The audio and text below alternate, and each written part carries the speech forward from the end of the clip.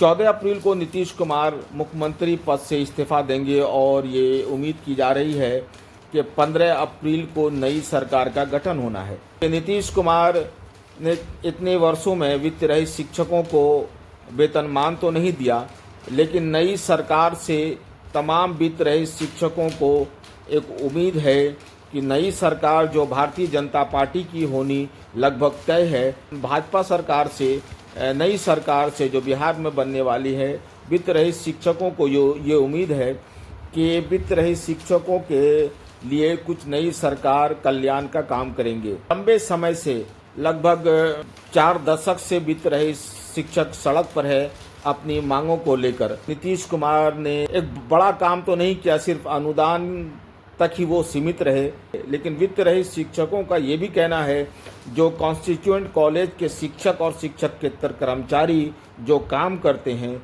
वही सेम काम वित्त रहित शिक्षक और शिक्षकेतर कर्मचारी करते हैं। तो लिहाजा ये पक्षपात है, ये घोर अन्याय कहा जाए तो ये गलत नहीं होगा, क्योंकि लगातार वित्त रहित शिक्षक 40 से 45 सालों से अपनी मांगों को लेकर सड़कों पर हैं।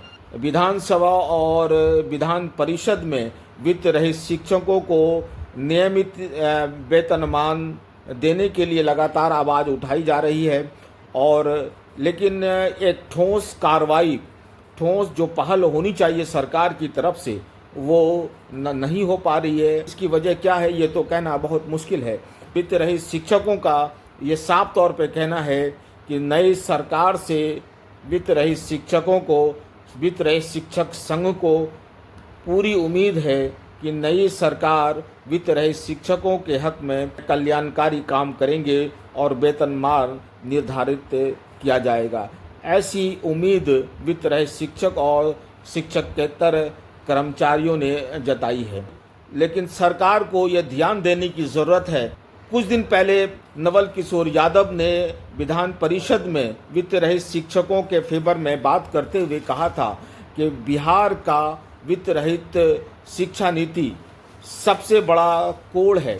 हालांकि उन्होंने ये भी कहा कि नीतीश कुमार ने सभी क्षेत्रों में, अलग अलग क्षेत्रों में सभी के लिए कल्याणकारी काम किया, सभी के लिए कुछ न कुछ काम किया, लेकिन ये दुर्भाग्य की बात है कि वित्त रहित शिक्षकों पर उनकी कृपा, उनकी मेहरबानी नहीं हो पाई।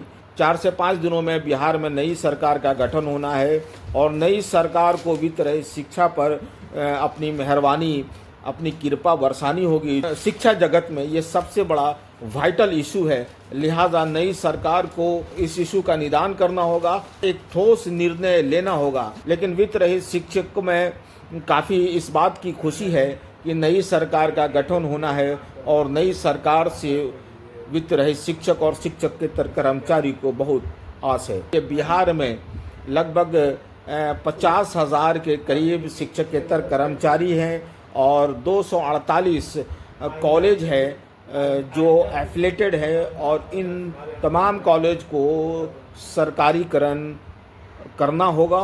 इसके लिए सरकार को इस पर ध्यान देने की ज़रूरत है। वित्त रहित शिक्षक के डिमांड को सरकार को, नई सरकार को अमल में लाने की ज़रूरत है।